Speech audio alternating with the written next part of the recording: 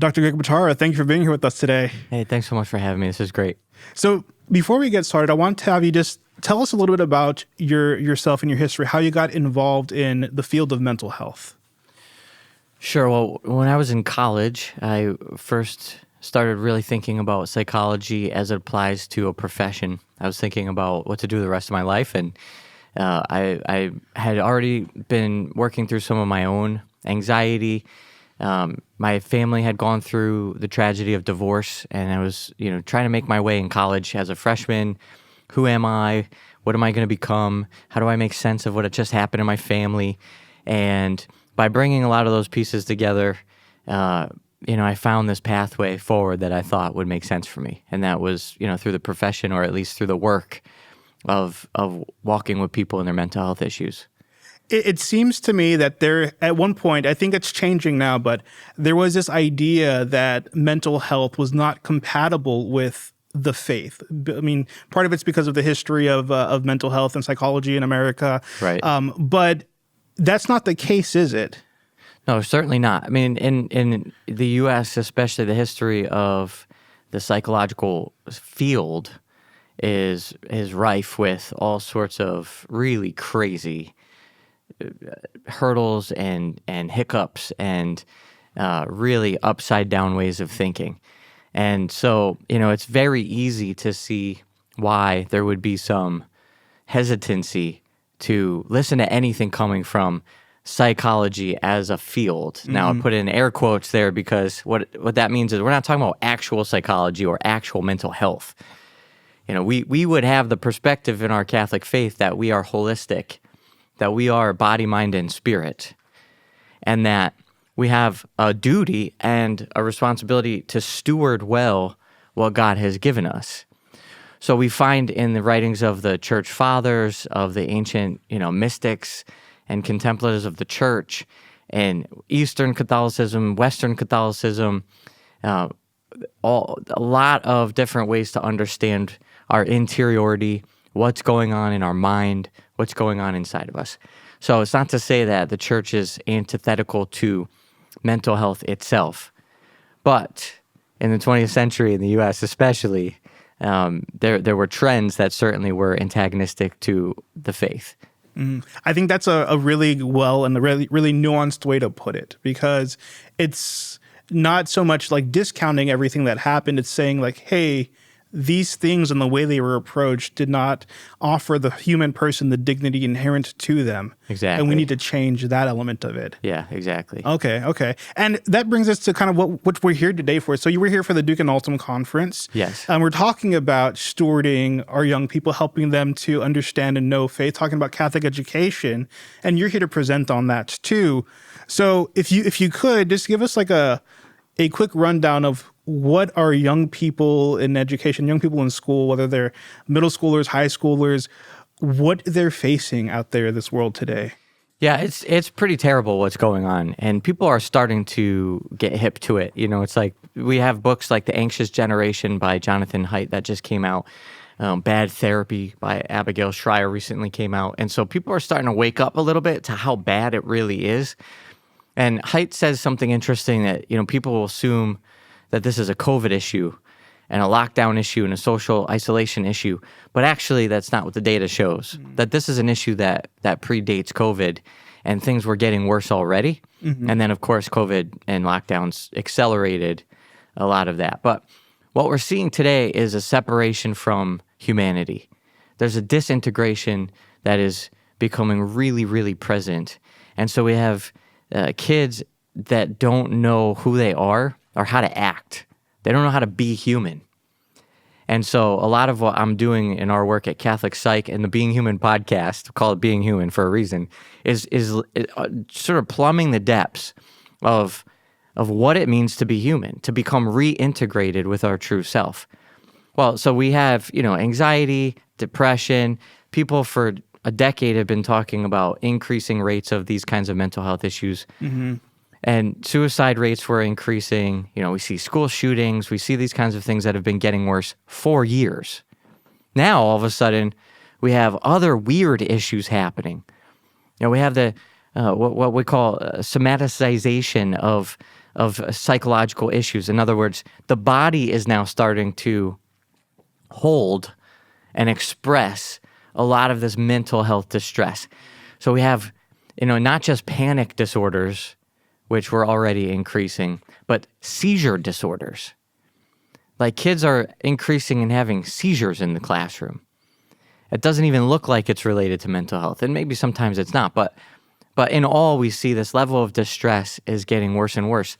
And so, we see this happening with social media. We see this happening with kids being stuck in their homes or just choosing to stay stuck in their homes, not wanting to go out, not wanting to hang out with their friends. And all these things are sort of coalescing into this decrease of what it means to be human. I think it's really interesting talking about the somatic stuff, talking about that's what they're feeling and what they're holding in their body. I think everybody, and maybe not everybody, but I think the vast majority of people have heard the Brene Brown quote, "The body keeps the score." And Sure. so there's that idea of like whatever stress they're holding into themselves, whatever anxiety they're holding on to, like needs to come out, manifest itself somehow.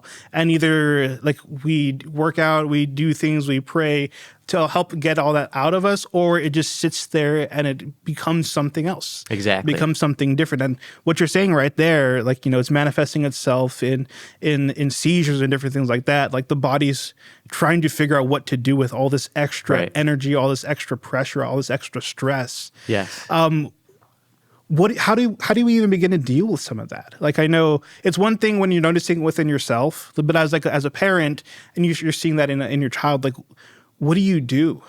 Well, first of all, if we back up, we can understand that, yes, this is sort of more recent, although it's been a few decades. But, in 2010, I started my doctoral dissertation on a holistic conceptualization of looking at somebody with disorder and understanding the biopsychosocial, spiritual dimensions of the person. That's kind of a fancy way to frame who the whole person is. Yep.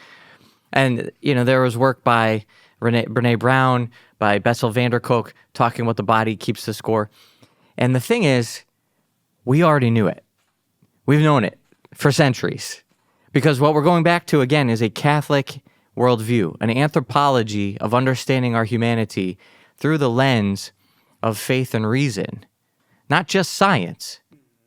Now, along comes science, and they're sort of shooting in the dark at what it means to be human through the scientific method. And without a foundation on a philosophical and revealed truth about the human person, then you have to wait and see what happens when you run enough experiments. When you start with the foundation of what it means to be human through faith and reason, we're already well ahead of the game. So we already knew that there was a unity between body and spirit. We already knew that the psyche is in this place that lives between the two. And we already knew that anything that's happening in the body is going to affect the spiritual life. Anything that happens in the spiritual life is going to affect the body, and vice versa, and also overlapping with that psyche in between. So we can read literally the Desert Fathers and come up with the same answers of the body keeps the score. And so we have to realize that we have in the tradition of our faith such treasure. And when the world gets more and more confused about what it means to be human, to the point of what does it mean to be a man, what does it mean to be a woman, all these other questions now supposedly are arising that we as a culture don't know the answer to, well, we have the answer. And so that's where we need to look first. And then we let the science, of course, build on those foundations of faith and reason. And so that's what real integration should look like. That's what we're trying to do at the Catholic Psych Institute. So what do? We have to think about what does that perspective teach us about who we are? And if we start to think about the spiritual dimension and this transcendence that we're created for, it brings open a whole new potential for what we could do with our life. We're made for something beyond what's here. Are we thinking about that? Do we live our life putting out fires, running around like chickens with their heads cut off, scrambling from problem to problem without ever taking a step back to think about the bigger picture? What am I really made for? Where am I going in my life? Because if we don't actually take that step back, we miss it.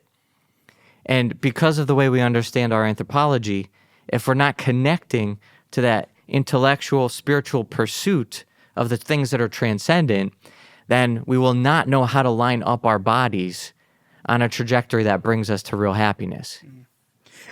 And so all of that right there, this idea of we're made for something more, I think that's something that, at least when I think of my own childhood of growing up, I mean, other than my parents saying those things to me, right? Like, I was not prepped for that in school. They were saying, like, okay, like, what you can do is you can study really hard and you can become a doctor. Why? Because doctors make good money. Right. You could be an engineer. Why? Because engineers make good money. Yes. You could become a scientist. Why? Because scientists, like, that was like what the prep was, right? That was what they were teaching us what to do. That's what they were teaching us, like, prepping us for, like, why do I do this work? Not because I can help people, not because I can heal, not because I can offer anything else. Right. But so that it seems like that mentality kind of travels forward with us. Like, if we're missing out on, like, the more that we can do, of that we can help people see Christ, we can help people on their journey to heaven. Right. As something that's like that's what we're called to. If we miss that in our childhood, it seems like we missed that. It's hard to refigure that out later in life. Sure. So I think of, like, when we're talking about here at this Duke and Altum conference, we're talking about educating our youth, teaching them that at the very beginning of, like, what are you called for? Like, yes, you could be a doctor, but if you're a doctor, you're here to heal people the way Christ heals us. You're called to be a lawyer. You're here to help impart justice, because that's what we're called to as people, because God wants justice. Yes. And so reorienting every step of our life, every move that we make, reorienting it back towards Christ. And in doing that, that's helping them understand the role in a way. It's like, yeah, it's nice to have money, and it's nice that you can do something with that, but that is not the goal in and of itself. Right. So how do we start integrating that for our youth, for our young people? Well, honestly, we have to return to integrating it for our youth, because this is precisely what Catholic education means. I mean, everything you're describing is what Catholic education should be. It's what it was, and it's what it can be. And so, when you're describing what you were raised with and how you didn't have that understanding, then it sounds like you didn't have at least a good Catholic education. I didn't. I went to public school. Well, there you go. And so what do we need? We need Catholic education. We need a Catholic framework for understanding our full humanity, our full potential, our full identity. This is something that happens in mental health when people, I work a lot with people. Obviously, anxiety is a big part of what people come to us with, right? And I developed a program called Catholic Mindfulness. Mindfulness is a protocol used to reduce anxiety. It's used a lot of times in inpatient hospitalization. It's used in groups outside of the hospital. And now it's become kind of a pop psych fad. And so, sometimes people will practice this and it's like, well, it works for a little while, but then it's not really working anymore. And then I ask, well, what do you believe about the world? What do you believe about God? What do you believe about what happens when you die? And if somebody doesn't have a Christian worldview, then I say, you should probably be a little anxious. Like, what happens when you die? That's not a problem to be anxious if you don't have an answer to that question. When you have an answer to that question, then we have no reason to be anxious. In fact, Jesus tells us in Matthew 6:25, do not be anxious about the things of your life. He's commanding us to not be anxious. But the whole premise is that we have a Father in heaven who loves us, who takes care of us. If you don't have that worldview, you should be anxious, because death's coming and you can't escape it. And even in your subconscious, whether you've blocked it out of your mind or not, that eventually this is going to end. But if you have a worldview that makes sense of that, we have a God who entered into this experience of death to actually die and then overcome it and conquer death, so that we now have a pathway to also conquer death through union with him. That's the framework that matters. Well, how do you learn that? How do you make that integration and application? You make it with Catholic education. So the whole point of Catholic education is it's a framework for our true humanity and identity, then applied to anything else that we need to do. Just like you said, doctors, lawyers, but even the most basic fundamentals of what is the purpose of education itself. Because then we have a framework to understand what's the role of the family. So Is the school the primary educator of the child? Absolutely not. The family is. So what role does a school have in providing this beautiful Catholic education? It has the role of collaborating with and supporting the responsibility of the family, who is the primary educator. That's what we get from a Catholic worldview. Also missing from the school systems. So what happens when you have a public school system that overrides the family? This is grossly anti-human and disintegrated. But we wouldn't know that. It doesn't work. It never works. Historically, it's never worked. We already know that because we have the foundation of anthropology. We know how we're made. We know who we are. And so that's what it means to have Catholic education. That's why I love organizations like Duke and Ultim. They're bringing together support, networking, resources, and honestly, in a way that I feel like is pretty rare in our culture, where you have an organization just serving. You know, I love the DIA conference because you just have this positive spirit in the room of people who just want to support and help and serve each other.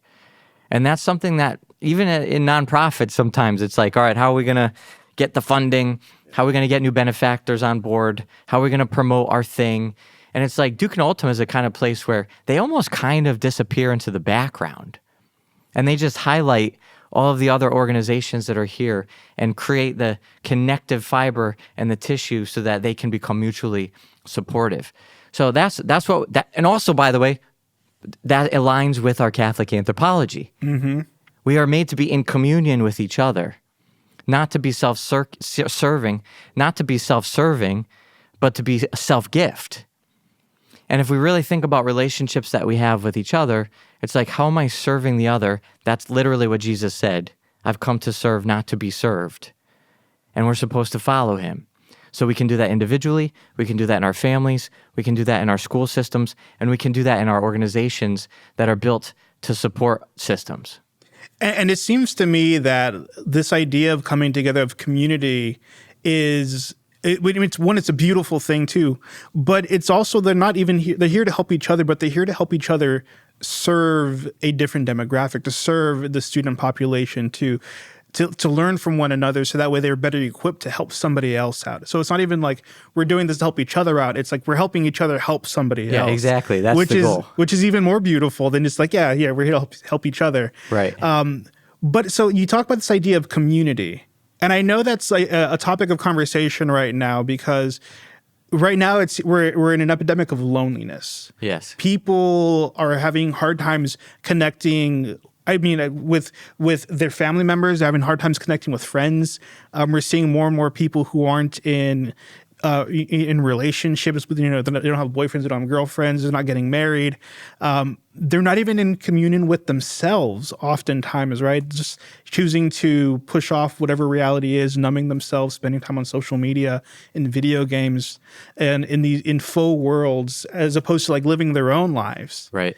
And how is this sense of community the antidote to that isolation, to that loneliness? Well, first of all, if we really want to dissect that a little bit more, if you think about how outrageous and ironic and paradoxical this is, that the sort of woke culture is creating isolation through this increase of sensitivity to things that we don't like in other people.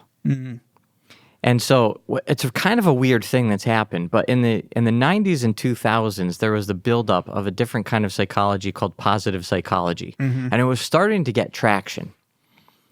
And positive psychology talked about building resilience. And it looked at the difference between, started in the military. It was looking at soldiers who go to war and suffer PTSD versus soldiers who go to war, experience the same events, but don't come home with a diagnosis of PTSD. And this is a really fascinating study when you start to think about, whoa, two people see the same terror. One person comes home and is fragile and depressed or anxious or needs to avoid situations. Their relationships are crumbling. And then you have this other person who comes home and they're thriving, because the old adage rings true for them, that what doesn't kill you makes you stronger. What's the difference? So positive psychology was set out to actually study that question and come up with an answer. And they came up with an answer. And so we have these qualities that make up a person who is resilient versus a person who suffers PTSD. And they realize that traumas can actually turn to post-traumatic growth instead of post-traumatic stress disorder. Yeah. Now, some reason between the 2010s to 2024, it's like that whole movement disappeared. And instead, we started to build up ways in which we can make the difficult situations go away. And somehow it becomes the goal and the aim not to develop stronger resilience so that we can suffer things that happen.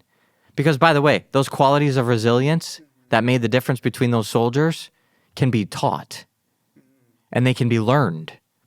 And then they can actually create resilience in people that didn't otherwise have it. That's actually possible. Yeah. Which is why millions and millions of dollars went into funding this for soldiers, because that's actually a more effective use of funding than having to heal PTSD for soldiers who are coming home already affected. Let's build up the resilience before we send the soldiers to war. That makes sense. But then again, somehow that just disappeared. So now instead what we have is a culture that's a cancel culture. Now we need safe spaces. Now we're becoming so uncomfortable with somebody who disagrees with me. And that something's wrong if somebody disagrees with me. And instead of saying, wait a minute, that is childish, that needs to be grown out of, that needs to be trained out of, if for some reason that's really hard for somebody, and it's understandable if it is, but we can train people out of that. Mm-hmm. And we as a culture should support training people out of that, not the opposite, which is what's happening right now. So now everybody's on edge. Everybody's scared. Everybody now has gone, even the people who could have been resilient are now learning how to be fragile. And this is the distinction, and this is why this is such a paradox, is that at the end of the day, everybody's going to disagree about something. Mm-hmm. But the way that this cultural movement is working is that it creates a paradigm in which somebody has to be exactly like you in order to stay in relationship. If they're not like you, now they're toxic. Now we have to cut them out. Now we have to have boundaries. It's like a complete hijacking of a good term like boundaries. But now it's like, now I have to protect my bubble where the only people that I actually interact with are people that I don't disagree with or don't disagree with me. Mm-hmm. And if you follow that through to its extreme, you end up with the only way to have relationship is to have somebody who's exactly like you, which is the opposite of the definition of relationship, which is always going to be with somebody who's not like you. Because we're unique. Mm-hmm. So how do we be in a place that we're with somebody who's different, but it's okay to be with? It has to be the opposite of what our culture is doing right now. Yeah. And even then, like that natural progression of like even being with yourself because you're unique, we change over time. Our ideas shift. We grow. Sure, exactly. I mean, in theory, we grow, right? We can choose not to, I guess. Well, that's fascinating because think about people who have, like now, they have to look back, celebrities that have to look back at things they said 10 years 15 years ago. Yes. And it's like, how do you live with yourself when you see what you said 15 years ago? It's like, and maybe they're growing in the wrong direction. Usually that's when that comes out. Is like, I can't believe I said this or that. It's like, well, you can believe it because that was a different cultural context. Yes. And now, okay, maybe you correct things, but like you can live with yourself. Yeah, and it's one of those things like say you did say something and it was outlandish and it was completely wrong, and you're just like, actually, yeah, I did, like that was wrong. Right. I don't do that anymore because I know that that's not a thing to do. Sure, but I can still love myself. Yes. Be in communion with myself, knowing that this is something I needed to grow out of. Yes. And, okay, so sometimes our differences mean somebody's right, somebody's wrong. Sometimes it's just a cultural difference. Sometimes it's an experiential difference. At the end of the day, we have to be able to stomach differences. Mm-hmm. So you said that there was a moment between that positive psychology to what we have. Like, what was that shift? What do you think that was? Or are we still like not sure of like a defining moment that swapped it? I think it was social media. Okay. And it was the rise of a phone-based culture that Jonathan Haidt talks about in his book, The Anxious Generation. And what happens with the phone-based culture is you can connect with people who are of the like mind in a superficial way. Mm-hmm. So it creates the illusion that I've sort of found my people, found my tribe. And you get used to interacting with a lot of people who aren't going to disagree with you on that superficial point. Yeah. Instead of being in your neighborhood with your neighbor that might like the same sports team, but also has 12 different ways that they differ from you. They don't have the same family background. They don't like the same food. They don't have the same family traditions. And it's like, okay, you hang out to watch the Astros game or whatever, and then you also, fight about, what other parts of your life differ. Mm-hmm. And that's okay. So if we're living in that kind of culture, it's like that nurtures the building of resilience. But then you separate out from the actual real relationship with people where these other things might come up. And it's like, I'm just in the Astros Facebook group. Or I'm just on the Instagram, or I'm just on the DMs for people who like whatever. And then that's where you spend all that time. We've condensed our interests down into into singularities. Exactly. Yeah. And it stays in that superficial world. Yeah. So we don't learn that it's actually okay to be with people who we disagree with on certain things. Mm-hmm, mm-hmm. I think that's something that our faith also offers. That's a very unique thing. That's a necessary thing, right? Like our sacraments are not to be administered virtually. Like we have to be there and receive them in person. There's something valuable about being there in person. Something that's like if you took that piece away, like they're not licit anymore. Like that, and it's because Christ was communal, right? And he required that of his apostles, because that is just the way things have to be. That is how you learn. That is how we grow. That is how we experience the love of God in the world around us. We can't experience that love by ourselves in our rooms, never interacting with anybody. Exactly. So that's ultimately the antidote. Is we have to reverse the play-based culture, the phone-based culture, and that's what the anxious generation offers as a solution. It says we need to return to a play-based culture. Yeah, and play for children is the beginning of testing out what it means to relate to others, and it also means getting to know oneself. So you learn your own limits, you learn creativity, you learn being challenged, you learn how to face risks, take risks, get hurt. You learn how to pick yourself back up after you've gotten hurt. That's all just individually, and then you apply another person to that paradigm, and now you have two people together taking risks, getting hurt, building trust and confidence, exactly. And so then we've ripped that out of the developmental process for kids. Some of the best Catholic schools that I know are these new startup programs, these classical Catholic curriculum, or these charter schools. A lot of them are just making the kids go outside and play for 3 hours a day. That's and awesome. It's the most important thing to do if you're starting a new educational program. And so we need kids to play, and we need to take away phones. We have to get kids off the screens, because and I love technology. I love, and the church loves technology. And there's an awesome document called The Church and the Internet. Even about the internet. The church is pro-internet and pro-technology. But we have to be very careful and prudent in its use. And so there's something that's even a greater good, like the access to information, can become a greater evil when it's actually creating an illusion of connection to other people. And so that's where it's become really evil. And so we need to stop allowing ourselves and our kids to be pulled into this illusion of connection to other people. And so we mentioned social media within this. And like you said, like there is a good in that, but there's also the far end of like what it can be and how it can be destructive and how it could lead to anxiety, how it could lead to all those stresses. And I mean, I think about my own experience. I was old enough to like, I think in high school we had MySpace, and that was like the first social media, and like it was still pretty communal because like you listened to people that you really liked, you could put your music on there. Like it was still very like you could go into the back end and put in your HTML code to customize it so you aren't getting like a little cookie cutter feed. You're building it out and expressing yourself and just kind of experimenting with that. And it was fun and not very much pressure. But then I think of like if I had to grow up like at the same age with Instagram as it exists today, that would have been crippling. That would have been so much harder. It's sucking the life out of our kids. And the thing is, like, humans are actually resilient in a certain sense, that we are incredibly sophisticated at pivoting and adapting to the circumstances. So in some ways, what we're seeing as the mental health distress and the disorders are actually the body and mind's way of reacting to the new environment that we're immersing our kids in. And so in a certain sense, becoming socially isolated and having social anxiety is a defense mechanism. So we're going to adapt to the situation that we're placed into.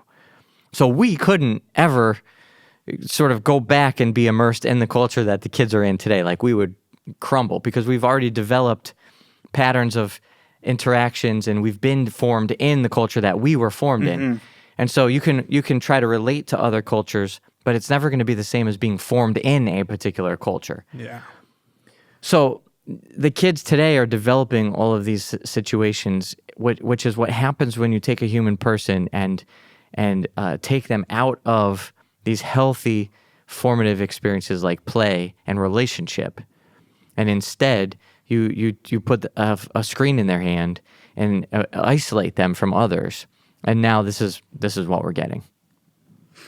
So the last thing I want to ask you then is, what steps can either like a parent take, or even like for people like we have, college students here who are still going through those same things, who are, spending time on social media and it's affecting them. What steps can they take to put themselves in a position where they could relearn community, where they can kind of step away from the pressures of what social media dictates for their life and like live a fuller, more authentic experience? Yeah, you can get a flip phone that doesn't have a screen, and you don't have to play the game of social media. And you find people who are like-minded, but I've been saying this for 10 years. And parents think I'm crazy. 5 years ago, 8 years ago, whenever I started saying these things, people looked at me like I had 3 heads, like I'm so out of touch, like I'll never get it. I don't have kids yet that are old enough to understand. I still don't. My oldest is 11 right now. But it doesn't matter when you know that they're drinking poison. So when you know that it's poison, you stop giving it to your kids. When you know that it's poison, you stop drinking it yourself. So I'll keep saying the radical thing for the next 10 years, and eventually, now thank God, these other studies are starting to catch up. People are starting to realize this. It's like, finally, it's more reasonable now to take the radical approach. You can get rid of the phone. You can get a phone that's not a computer. Just a phone. Phones are great. Communication between people using a telephone or a mobile phone is actually a wonderful thing. Even maybe having an app that gives you directions when you're lost. Okay, fine. But we go on and on and on with all this other stuff. We have to recognize the illusion of social media and that it's actually poison. So even something like a podcast, it's like, okay, is there a place for this? Absolutely. In history, you have ways of learning. This is like reading journal articles or reading books. We are filling our mind with good information. That's a beautiful, wonderful thing. Audio listening to information is a wonderful thing. When you're sitting there binging hours upon hours upon hours of entertainment through podcasts, now it's a problem. If somebody's in their room binging decades worth of research journals, and they don't have any relationships in their life, well, we would say that's a bad thing. We would recognize that as maybe being a bit disordered. So it's not about a sort of throw out the baby with the bathwater approach.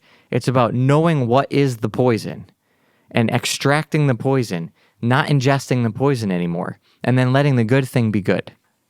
Perfect. Thank you so much for taking the time to talk with us today. My pleasure. It's awesome to be here with you.